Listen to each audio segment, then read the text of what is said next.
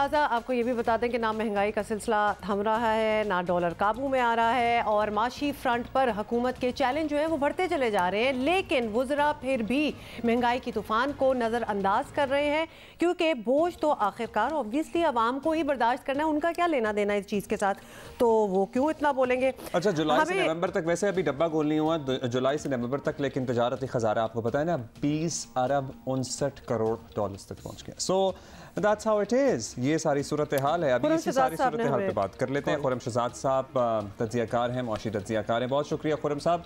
खुर्रम साहब, Pakistan stock exchange में जो ब्लड बाथ देखा गया है कल, बज़ाहिर सरमायाकार सर्टनली परेशान हैं, शरह सूद बढ़ने की खबरें भी कन्फ्यूजन में इजाफा कर रही हैं। तजारती खसारे की बात करें तो 20 अरब से भी ऊपर चला गया है। मईशत के लिए तो ये सब ठीक नहीं है। तो क्या हुकूमत पे इस पूरी सूरत हाल से आपको लगता है, उनके किसी एक्शन से या उनकी किसी बात से, कि वो कंसर्न्ड हैं या परेशान हैं, या उनको अभी तक यही यकीन नज़र आ रहा है आपको उनके एक्शन से कि everything is gonna be all right? नहीं, बिल्कुल परेशान की बात तो है। और जब इन्वेस्टर का लॉस होता है तो डेफिनेटली हुकूमत को भी जो है वो हुकूमत भी फिक्रमंद होती है। पूरा कंट्री जो है उस पर इन्वेस्टमेंट पे इन्हिसार भी करता है। तो मेरे ख्याल में इन्वेस्टर का लॉस हुआ है और रफली को $2 बिलियन का लॉस है एक दिन का। और उसके देखिए वजूहात भी हैं और वजह जो है वो अनसर्टेनिटी जब होती है तो इन्वेस्टर का कॉन्फिडेंस कम होता है और इन्वेस्टर वो साइडलाइन पे या फिर सेल करके वेट करता है या सेफ हेवंस में चला जाता है, जैसे गोल्ड में इन्वेस्ट कर लेता है या फिर फिक्स इनकम में इन्वेस्ट करता है, जहाँ पे आपको शरह सूद थोड़ी बहुत मिल रही होती है, एटलीस्ट अनसर्टेनिटी कम हो जाती है। तो प्रॉब्लम यही होता है कि जब भी जो है शरह सूद में इजाफे की बात हो रही हो, जब बहुत ज़्यादा इम्पोर्ट्स बढ़ गई हों जिससे डॉलर का आउटफ्लो बहुत ज़्यादा हो रहा हो, तो रुपी और डॉलर यानी कि रुपी की कदर जो है डॉलर के अगेंस्ट जो बहुत ज़्यादा कम होने के जो है मज़ीद खदशात हों। और IMF के प्रोग्राम में अभी हम दोबारा जाने वाले हैं और उसमें भी अभी जो है कुछ चीज़ें बाकी हैं। ऑलमोस्ट चीज़ें हो भी गई हैं, लेकिन कुछ हद तक जो है वो अब हैं चीज़ें जो कि डिस्कशन होगा। उसके बाद जो है बोर्ड बैठेगा IMF का और उसके बाद फिर हमें प्रोग्राम हम जाएंगे, फिर थोड़ी सर्टेनिटी आ सकती है। मेरे ख्याल में जो डिसीजन है गवर्नमेंट को जल्दी लेने चाहिए और साथ साथ IMF के साथ जल्दी जो है वो मामला तय हों और फिर हम आगे बढ़ें ताकि इन्वेस्टर की अनसर्टेनिटी जो है वो कम हो। और मेरे ख्याल में स्टेट बैंक भी ये देखे कि शरह सूद को बिल्कुल बहुत ज़्यादा बढ़ाने से कोई फ़ायदा नहीं होना ना हुआ है और अपनी रुपये की कदर भी बहुत ज़्यादा कम करने से कोई फ़ायदा नहीं हुआ, इनफैक्ट नुकसान। अच्छा, ये तो आपने समझा दिया। ये भी बताइएगा, अब जो नंबर सामने आ रहे हैं, जो हालात हैं, वो कोई छुपाना चाहे भी तो नहीं छुपा सकता।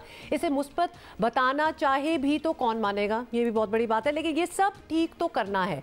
फौरी तौर पर हुकूमत क्या करे कि सरमायाकारों का एतमाद जो है वो भी बहाल हो, महंगाई भी कंट्रोल में आ जाए और तरक्की का पहिया भी चले। मतलब ये तो कोई जादू ही होगा, तो कुछ ऐसा होगा।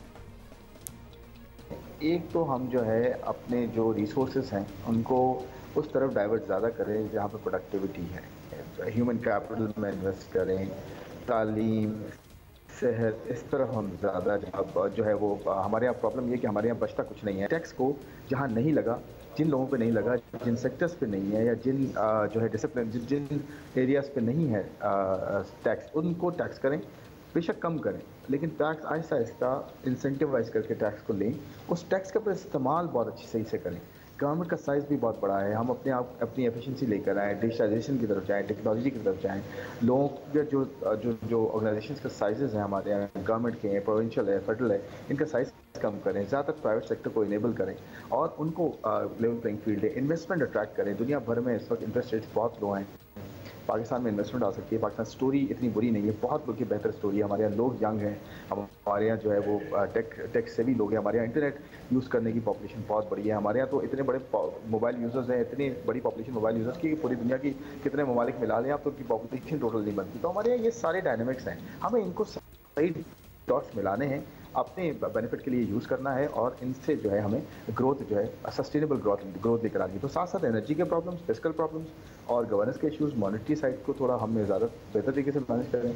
एक्सटर्नल जो एक्सपोर्ट इम्पोर्ट है ये उनका रिजल्ट होता है। जितना इंटरनल इश्यूज हम हैंडल करेंगे, ठीक करेंगे, बेहतर करेंगे और जो भी हमें IMF से पैसा मिले या जो भी कर्जों से पैसा मिले उसे अच्छा बेहतर इस्तेमाल करें। Alright, thank you Khurram Shahzad sahab, thank you for your time. So ये सारी सूरत हाल है और वैसे तो बहुत कुछ किया जाना चाहिए इस सारी सूरत हाल को बेहतर करने के लिए, और दावे भी। असल में ट्रेजेडी पता क्या है कि दावे इतने बुलंद मांग थे और उसके बाद हकीकत इतने बरअक्स है उसके। सो इस पे और ज़्यादा दिल टूट जाता है। इट्स जस्ट दैट ना ही इतने उन्होंने दिखाए होते, मैं क्या वर्ड यूज़ करूँ, इतनी पॉजिटिविटी। उसके बाद जो उसकी एक्सप्लेनेशंस दी जाती है ना, अगर एक हुकूमत जो अब जाने वाली हो, जिसका टेन्योर ख़त्म होने वाला हो, और उसके बावजूद वो गुज़श्ता और माजी की हुकूमतों को मोहरत इल्ज़ाम ठहराए, मेरा ख्याल है कि अगर इन लोगों को अगला टेन्योर भी मिल जाए तब भी ये पिछलों को ही मोहरत इल्ज़ाम ठहराएंगे।